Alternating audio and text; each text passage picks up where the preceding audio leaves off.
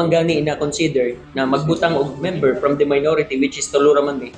Ako si ABC President og SK Federation. Bisag usa na mo wala man gani na appeal sa steering committee so that na untay check and balance when it comes to mga agenda or unsay mga concern. So akong gi-question dito before the start of the session I made a privilege speech. So ang focus sa akong privilege speech is that akong gi-follow up ang status sa endorsement ni Mayor. Na it's been almost 1 month or 3 weeks since the endorsement was received by the Sangguniang Bayan Office and yet wala gyapon ma-take up sa mga agenda kay makita man ako mga agenda. Aksyon Balita! Gusto nilang details. Nga naman wala nila ni Piatinda para mapatawag nila ang isa nga sila mismo mo itong speakeran. Yes, thank you so much sa question. No? Actually, when the mayor sent the endorsement to the Sangguniang Bayan dated August 8, nagulat ko na ma-agenda. Kaya expect yun ko, syempre, na-receive yun nila ang endorsement or sa opisina. So, normally, ipaagi yun na sa agenda para maka-invite taog mga resource person. And in fact, ibutang pagani ni Mayor sa iyahang endorsement na this is an urgent matter because nagod tay giapas na timeline. Because the hyperbaric machine is expected to arrive as soon as possible. So, ang gihimo, naman sila steering committee na gi-create.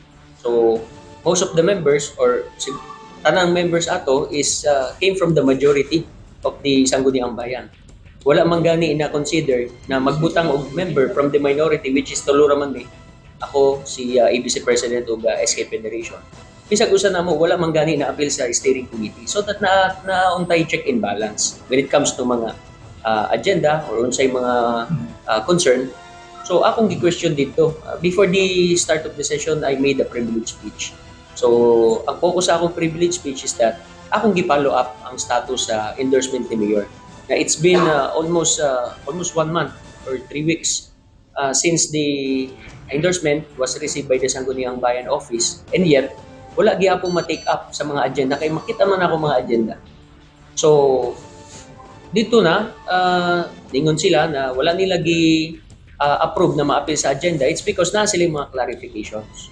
So one of which is that is there any physician or technician that will operate the hyperbaric machine?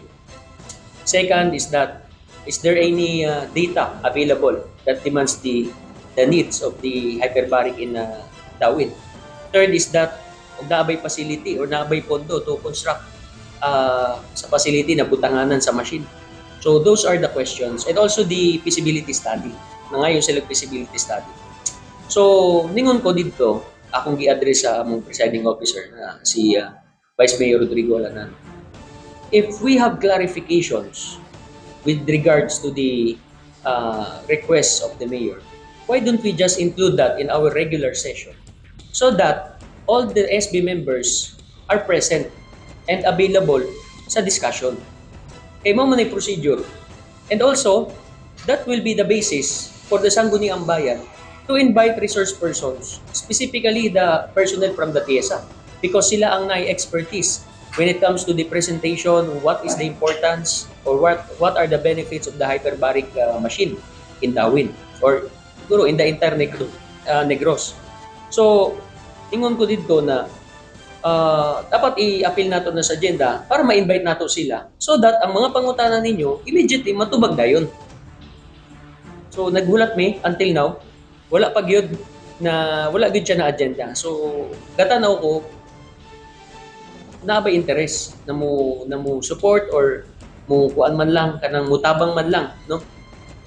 In fact, in their response letter sa invitation sa Sangguniang Panlalawigan, nakabutang dito sa I think 5th paragraph sa ilahang reason na instead ko no na muak ang mayor sa ilahang letter na tubagon ko no ni mayor tong ilang mga pungutana.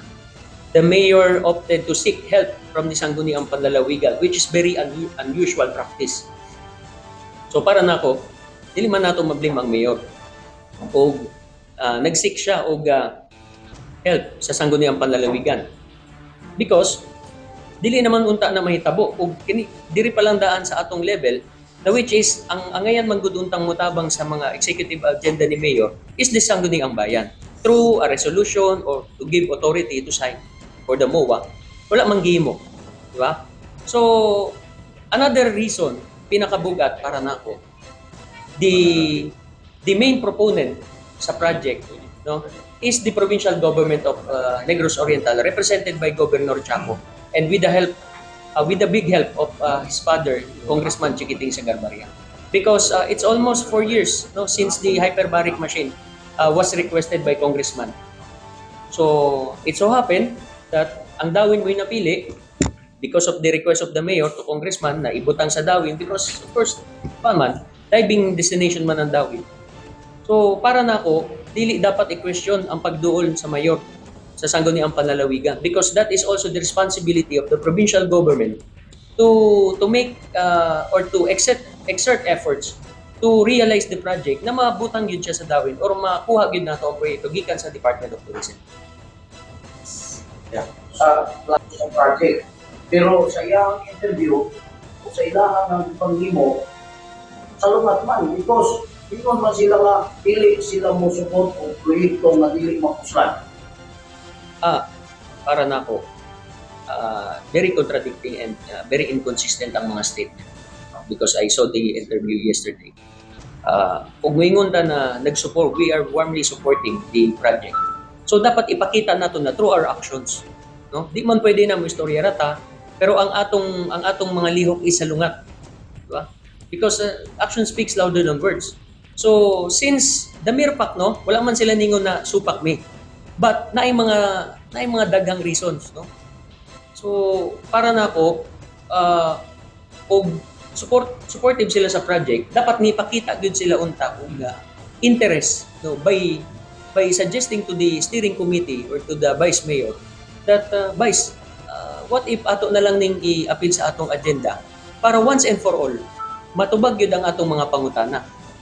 Kay mao man gud ng procedure para ma-fast track nato ang approval or ang pag-issue nato og authority sa mayor. But wala man ito.